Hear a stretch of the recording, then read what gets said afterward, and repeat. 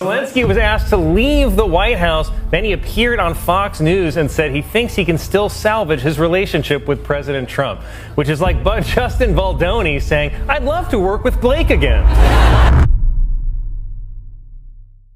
Blake Lively just lost it after the host of SNL tore her apart, right in front of everyone. And guess who was holding the metaphorical dagger? None other than Scarlett Johansson's husband. Yup, Scarlett, the ex-wife of Ryan Reynolds. Talk about awkward. It all went down during SNL's 50th anniversary special in February 2025. A night that was supposed to be a grand celebration of 5 decades of comedy, but somehow turned into a public demolition of Blake Lively and Ryan Reynolds' reputations. And let's be real, this was bound to happen. These two strutted into that studio like their credibility wasn't already hanging by a thread, as if the world hadn't just spent months watching their $400 million lawsuit disaster unfold. Everything seemed fine, until Tina Fey and Amy Poehler lobbed the softest question imaginable at Ryan. Literally, a slow pitch right down the middle. "How's it going, Ryan?" A normal person would have smiled, nodded, and moved on. But Ryan? Oh no. He smirked and dropped the most jaw-droppingly dumb, self-sabotaging line in history. And in an instant, the entire room shifted. The laughter that followed? Oh, that wasn't the real kind. That was the second-hand embarrassment kind. The awkward chuckles people let out when they don't know whether to laugh or pretend they didn't hear what was just said. Joke on her, not on him. Incredibly telling. So that to me is showing where Hollywood and all these people align. And this one was just far more interesting to talk about because given this whole appearance, which even Kevin Costner was like, what the hell are you doing, Ryan? Very, very telling. Now, second part of this video, I didn't want to, we were going to talk about this Monday, but now that I had breaking news with Saturday Night Live, I thought this is kind of related. Given the politics we just talked about, Blake Lively is now hired CIA alum as her own crisis PR agent in the legal battle with Justin. Now, before we get into who this person is and all that, like, you hired a crisis PR person because that's what you, here it was. This is what you, allegedly, this is what Team Blake leaked back in August 13th as things were brewing. Before it really got to a head, right as it was about to, Justin hired a crisis PR team because he was hearing the rumblings. There were things leaking about him that were false. Even Steven Spielberg looked like he was ready to teleport out of there. Amy Poehler's reaction? A quick, barely there wince. You'd miss it if you blinked. But the real moment of silence? That came from Blake Lively. She didn't laugh. She didn't even breathe. Instead, she turned to Ryan with a look so sharp it could slice through steel. Because she knew. The second those ridiculous words slipped out of his mouth, every single person in that audience was thinking about the lawsuit. Ryan and Blake had been in full-blown hiding mode ever since Justin Baldoni dropped that lawsuit on them like a nuclear bomb. No public appearances, no damage control, nothing. And instead of staying low, maybe, just maybe, letting people forget about the mess they were in, they waltzed into SNL like they were still Hollywood royalty. The delusion. But that fantasy, oh, it shattered in seconds. Because here's the brutal truth. Hollywood had moved on. The industry was done pretending these two were some kind of golden couple. And the moment they stepped onto that SNL stage, the audience could smell what was coming. Blake had spent months crafting the perfect Oscar-worthy victim narrative, spinning a story so dramatic it could have won Best Screenplay. But Ryan? Oh, Ryan was about to burn it all to the ground. In real time. This was about to be one of the most humiliating live TV moments of his entire career. But, oh, it gets worse. While Ryan was out there torching his career in real time, SNL had something even more brutal lined up for Blake. Zelensky was asked to leave the White House. Then he appeared on Fox News and said he thinks he can still salvage his relationship with President Trump, which is like Justin Baldoni saying, "I'd love to work with Blake again." Damn. I mean, look at Colin's face.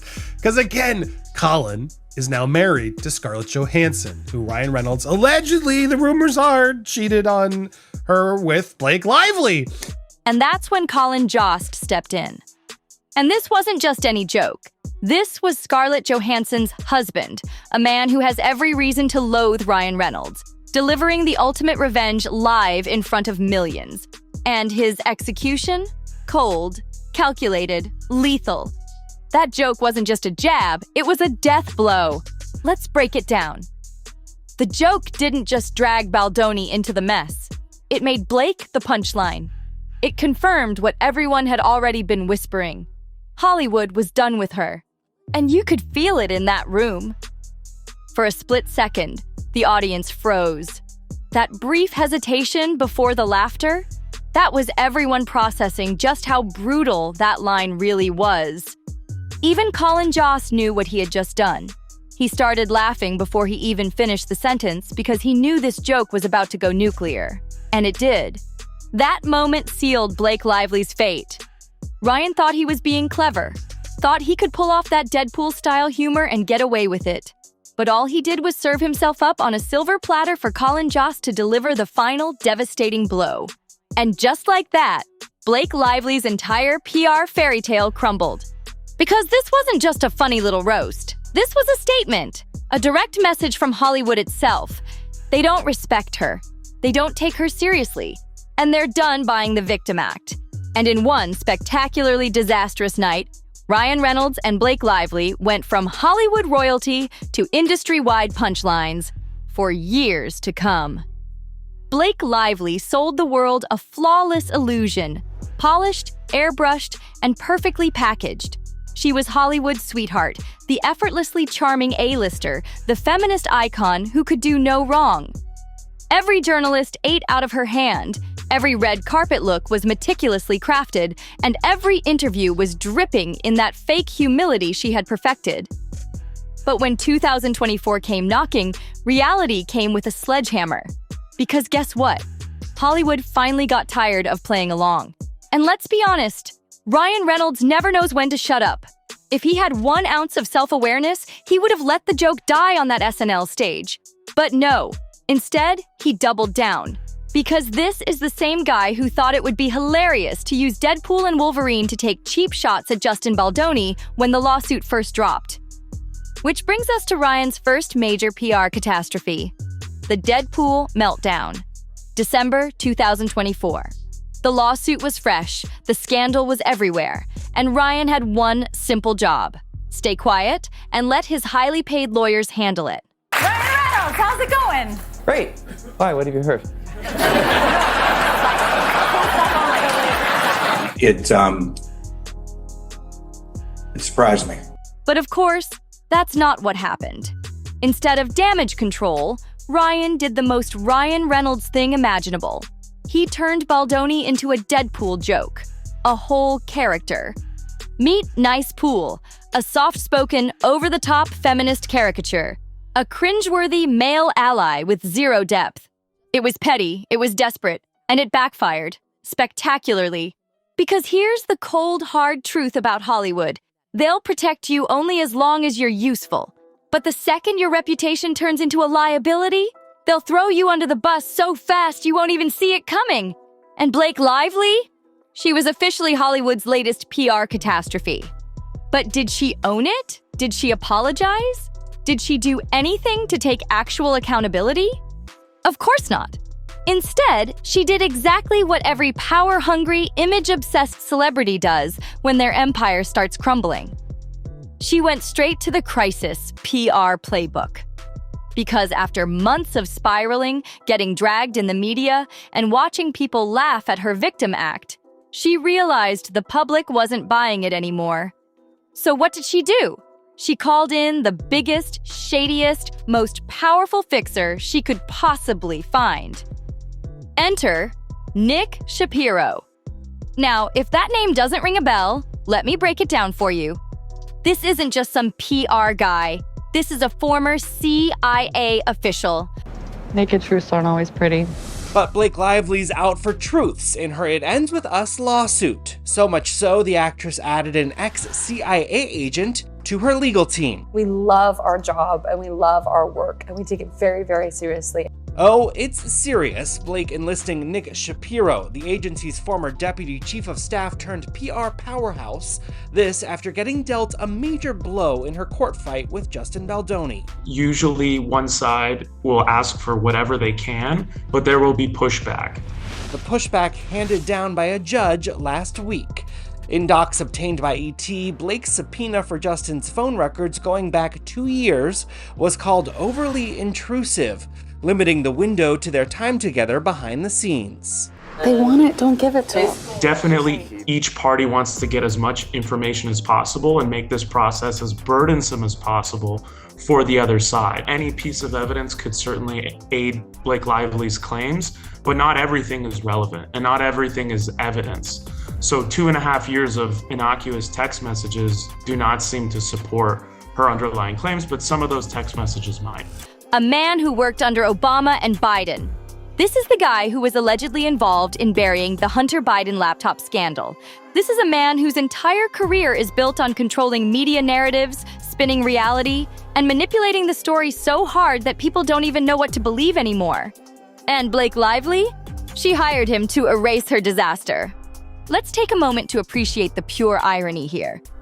All right, so everything in the world is just ridiculous. It's pointedly ridiculous, I would say. I mean, I'm no longer believing the things I'm saying. I feel like I am now lying to the public when I cover these things because we're just reaching levels of absurdity that are offending my sensibilities, right? First and foremost, Blake Lively and Ryan Reynolds have hired former CIA agents with a proven track record of lying to the public, gaslighting the public to help her with PR. Also, they moved to do this within the same 24 hours that I started randomly getting attacked for my coverage of Blake Lively. Remember yesterday we talked about The Cut. We're going to speak about that again because that journalist has got some deranged ideas of her own. And then I just found out more about this very interesting background of E.J. Dixon. Also, the judge in Blake Lively's case just slapped down their psychopathic request for 2.5 years worth of every message that Justin Baldoni and Justin Heath and the PR agents have ever sent to everybody, plus location data. We knew that was going to happen.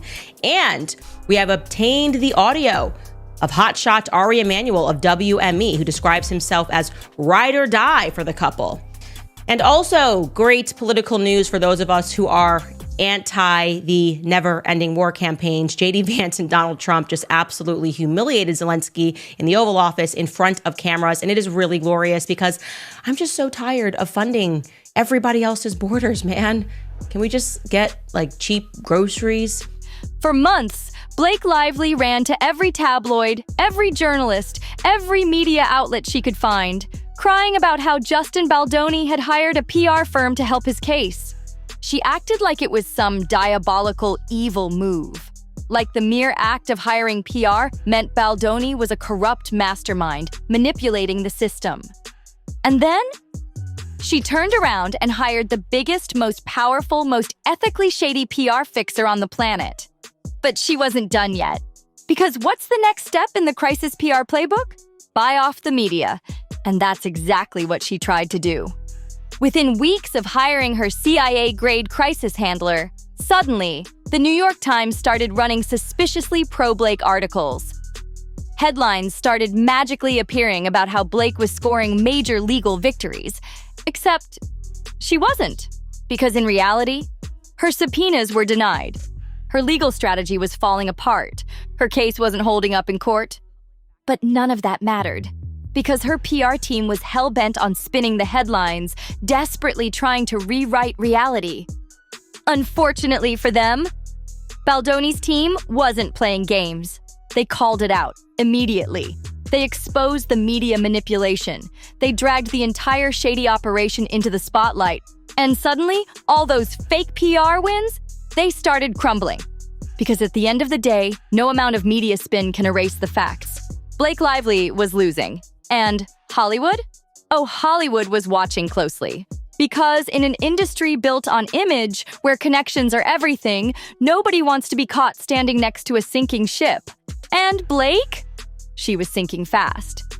What was once a glossy, untouchable reputation had turned into radioactive fallout.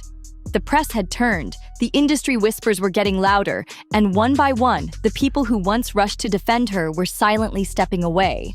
But if there was ever a real-life example of karma working overtime, it came in January 2025, when Ryan Reynolds got officially dragged into the lawsuit. For months, he had been hiding behind sarcastic one-liners and Deadpool-style quips, convinced he could laugh his way out of accountability. He thought he could turn the whole thing into just another Hollywood joke, let the controversy die out, and walk away unscathed. But reality? Oh, reality came crashing in like a wrecking ball. Because this wasn't just Blake's battle anymore. Baldoni was coming for Ryan too.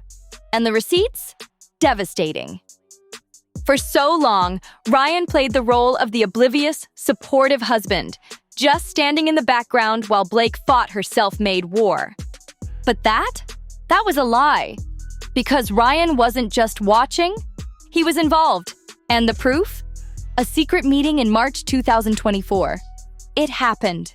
And Ryan was right there, sitting at the table with Blake, Sony executives, and top-tier PR fixers, the very people orchestrating the takedown of Justin Baldoni. This wasn't about justice. This wasn't about truth. This was about power. Ryan wasn't just supporting Blake. He was helping her pull the strings. He was actively plotting to erase Baldoni from Hollywood. And now, the whole world knew it.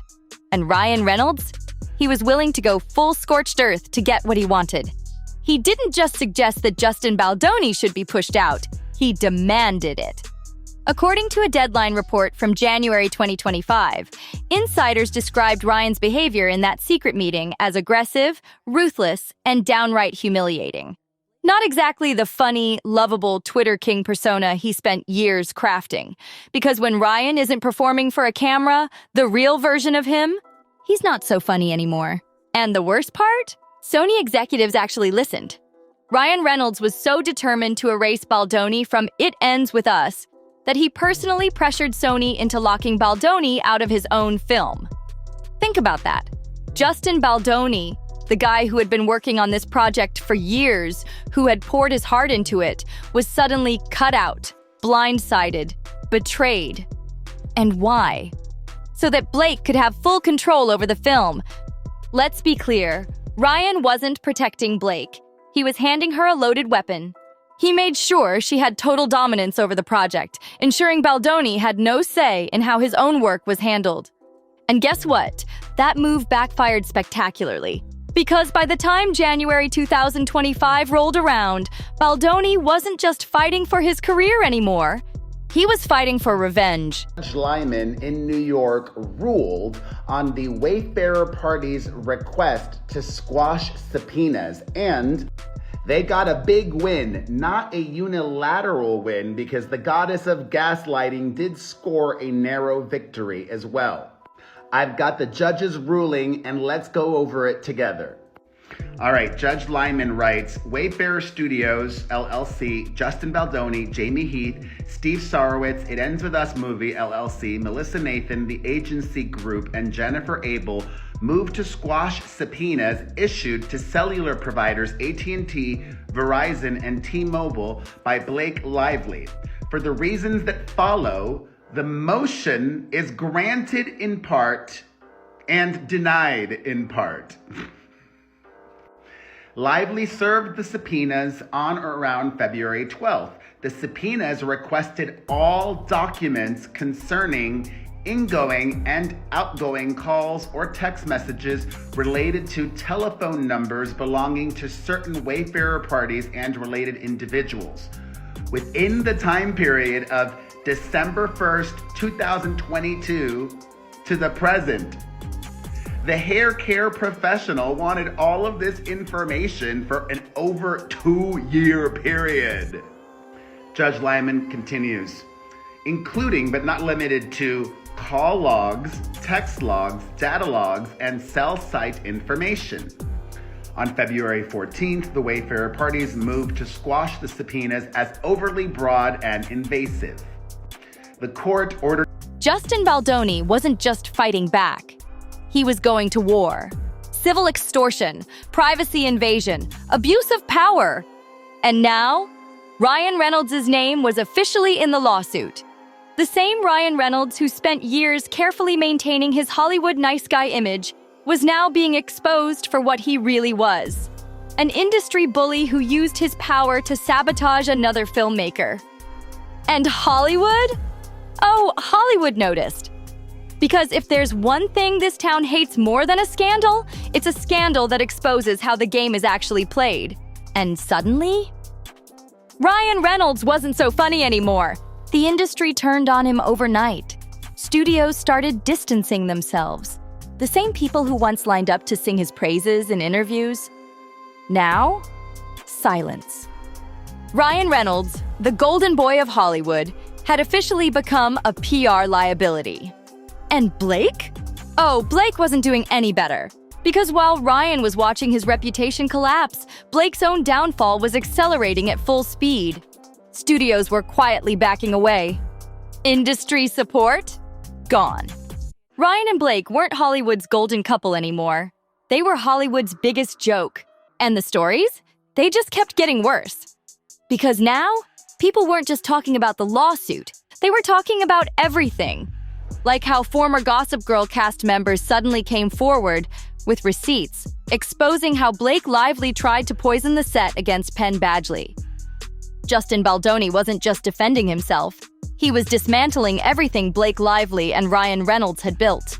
The lawsuit had already shaken Hollywood, but now it was turning into something bigger.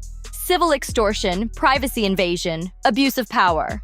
Every allegation painted a picture of a calculated takedown. And for the first time, Ryan Reynolds wasn't watching from the sidelines. His name was officially in the lawsuit. For years, he had played the role of Hollywood's nice guy, the self-aware, effortlessly charming star who could do no wrong. But behind the carefully curated image was something entirely different. He wasn't just a passive observer while Blake waged her battle. He was an active participant, using his influence to sabotage another filmmaker. The industry had been willing to overlook a lot, but this was too much. Hollywood doesn't just fear scandals, it fears the ones that expose how the system really works. And suddenly, Ryan Reynolds wasn't the man everyone wanted in their movies. The industry that had once embraced him was now pulling away. Studios distanced themselves. Executives who once showered him with praise suddenly had nothing to say. The charm that had carried him for years was no longer enough to shield him. And Blake? She wasn't faring any better. While Ryan's career crumbled under legal scrutiny, her own downfall was gaining momentum. Studios quietly backed away. The same media machine that once helped craft her perfect image had turned its back on her. They were no longer Hollywood's golden couple. They weren't even relevant players anymore. They were a cautionary tale, a whispered warning about what happens when power is misused. And the damage wasn't stopping there. The lawsuit was just the beginning. Now, everything was under scrutiny. Old rumors resurfaced, former co-stars came forward, and then the Gossip Girl revelations hit. Blake had spent years acting like she and Penn Badgley had always been on good terms. But now, cast members were revealing what really happened. They had the receipts, the quiet manipulations, the way she worked behind the scenes to turn the set against him. The stories weren't stopping. The truth wasn't going away. And Hollywood? It had already moved on. Ryan thought he could joke his way through the storm. Blake thought she could outmaneuver Hollywood, manipulate the narrative, and come out unscathed. But now, they're both drowning in the wreckage they created, watching their careers crumble in real time. And the final nail in the coffin? It wasn't a courtroom battle. It wasn't a blockbuster flop. It was Saturday Night Live. That night, in front of millions, Colin Jost didn't just roast them. He signaled something bigger. Hollywood had been waiting for the moment to cut ties, and SNL gave them the green light. The second that joke landed, the industry finally did what it had been itching to do for months. They walked away. For good. Blake and Ryan's reputations aren't just damaged, they're beyond repair. The studios, the media, the power players, they've moved on, and without their carefully crafted public image to protect them, they're just another Hollywood cautionary tale. As for Justin Baldoni, he may have lost control of a movie, but in the end, he won something much bigger. And this is just the beginning.